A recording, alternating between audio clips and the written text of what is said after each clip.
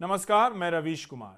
इसमें आगे बढ़ने से पहले आपसे निवेदन है कि अगर आप मेरे चैनल पर नए हैं तो मेरे चैनल को सब्सक्राइब करें और इस सदस्य का हिस्सा बने।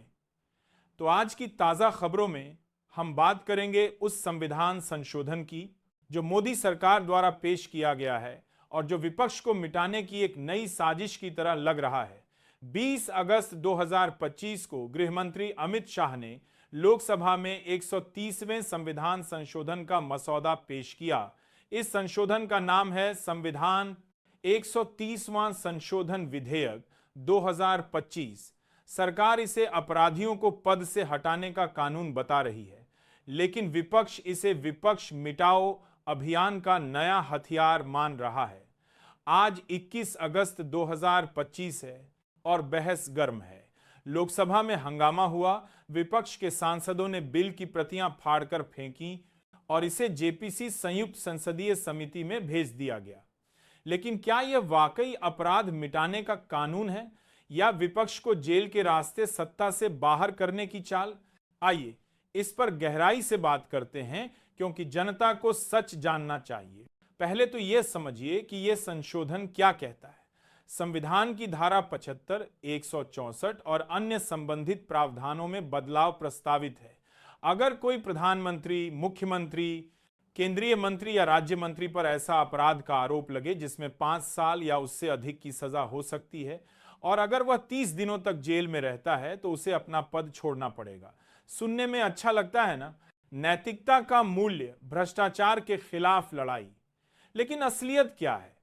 11 सालों से मोदी सरकार विपक्ष को मिटाने की कोशिश कर रही है।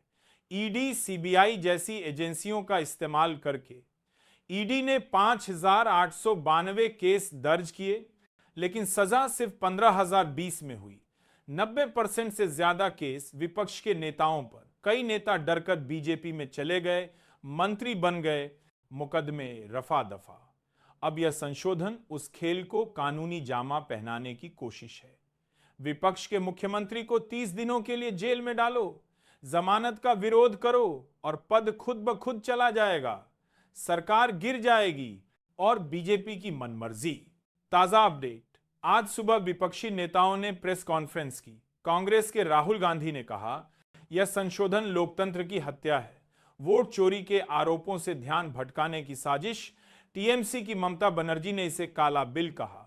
एआईएमआईएम के असदुद्दीन ओवैसी ने लोकसभा में ही कहा था, यह बिल संविधान के बेसिक स्ट्रक्चर को नष्ट कर रहा है, रूल ऑफ लॉ का उलट्टा है, निर्दोष जब तक साबित न हो।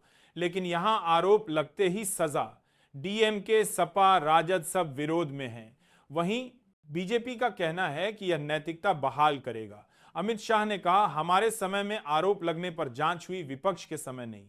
लेकिन क्या यह सच है? सत्यपाल मलिक ने भ्रष्टाचार के आरोप लगाए तो उनके खिलाफ ही केस। आइए कुछ उदाहरणों से समझते हैं। दिल्ली के पूर्व स्वास्थ्य मंत्री सत्येंद्र जैन 18 महीने जेल में, मंत्री पद छोड़ना पड़ा। अक्टूबर 2024 में ईडी केस में बेल। अगस्त 2025 में सीबीआई ने क्लोजर रिपोर्ट दाखिल की, कोई सबूत नहीं। अदालत ने माना, लेकिन 30 दिनों तक जेल में रहने से पद चला गया। फर्जी केस में फंसाने वाले अधिकारियों का क्या? उन्हें राज्यपाल बनाया जाता है, राज्यसभा भेजा जाता है। झारखंड के हेमंत सोरेन जनवरी 2024 में ईडी ने गिरफ्तार किया, 5 महीने जेल। लोकसभा चुनाव जेल से लड़े। हाईकोर्ट ने कहा कोई ठोस मामला नहीं, सुप्रीम कोर्ट ने भी माना, इस्तीफा देना पड़ा। चंपई सोरेन को सीएम बनाया और चंपई अब बीजेपी में। दिल्ली के सीएम अरविंद केजरीवाल जेल से सरकार चलाई, इस्तीफा नहीं दिया। हाईकोर्ट ने कहा 19 फॉर्म याचिकाओं पर जुर्माना लगाएंगे, लेकिन मीडिया में इस्तीफा मांगने का तमाशा।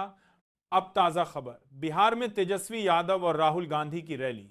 राहुल ने कहा, इलेक्शन कमीशन और बीजेपी की पार्टनरशिप, वोट चोरी से सरकार बनी, हम एक वोट नहीं चोरी होने देंगे। चुनाव आयोग पर आरोप। 2024 लोकसभा में वोट चोरी। आयोग ने प्रेस कॉन्फ्रेंस में जवाब नहीं दिया।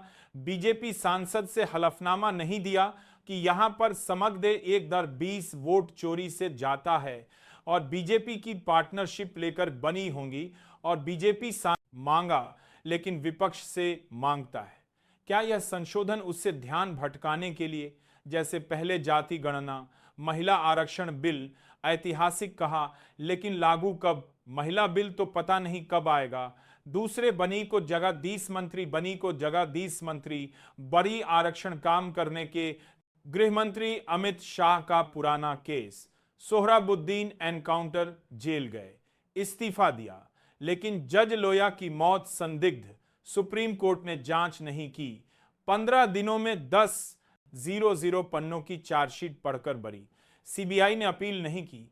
आज लोकसभा में केसी वेणुगोपाल ने याद दिलाया, अमित शाह ने कहा मैंने नैतिकता दिखाई लेकिन हेमंत सोरेन ने भी इस्तीफा दिया, फिर भी जेल। असम के सीएम हिमंता बिस्वा शर्मा कांग्रेस में थे, भ्रष्टाचार के आरोप, बीजेपी में आए, सब ठीक। अजीत पवार 70,000 करोड़ के आरोप मोदी जी ने कहा था, लेकिन अब डिप्टी सीएम, आयकर विभाग ने 1,000 करोड़ जब्त की, फिर छोड़ दी।